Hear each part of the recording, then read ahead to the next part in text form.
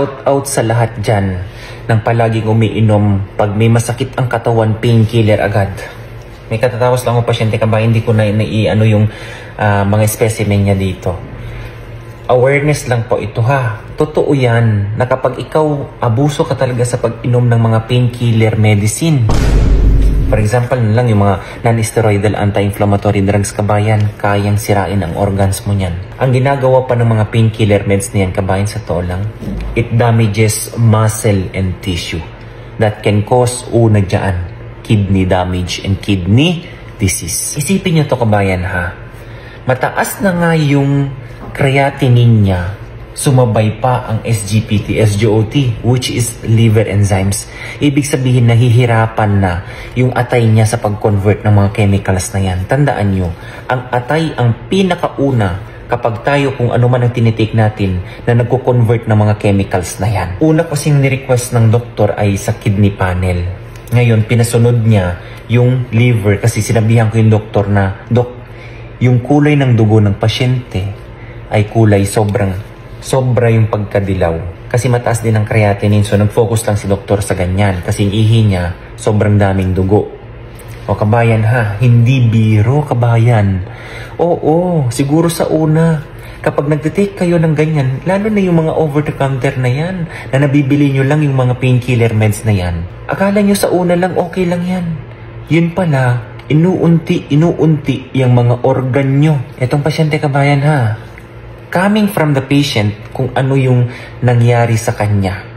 Okay, which is naisip ko na pwede kong ibigay sa inyo ng awareness. Ang pasyente 2024, tandaan nyo, 2024 February, start na nag-take ng painkiller meds. Okay naman daw kasi pag nag-take siya ng gano'n, nawawala yung sakit ng katawan niya. Kamakailan, ayun, hirap makaihi kabayan. Tingnan mo biglaan. Tinanong ko naman siya, for awareness lang, para maibigay ko sa inyo. Ngayong araw lang ba nahirapan kang umihi?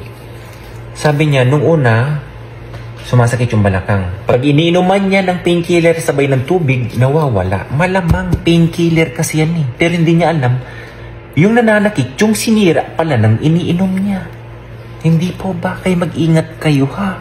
Ito, mismo sa laboratory po yan kabayan, nakikita ko kung ano yung pwede ko maibigay sa inyo na huwag nyong tularan. Tandaan nyo, lalo na kung nag-self-medicate kayo, ito ha, bawat tao may kanya-kanyang kapasidad ang ating mga organ. Kaya nga may doktor eh.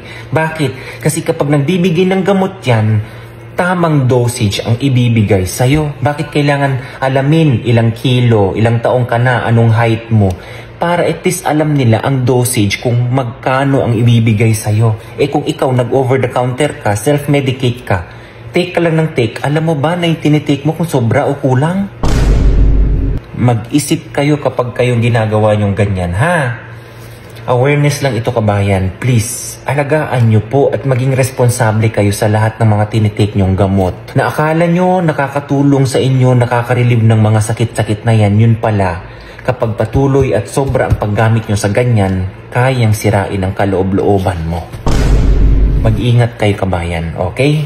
Hindi bawal mag-take ng medicine, tandaan nyo kapag kailangan. At with doctor supervision.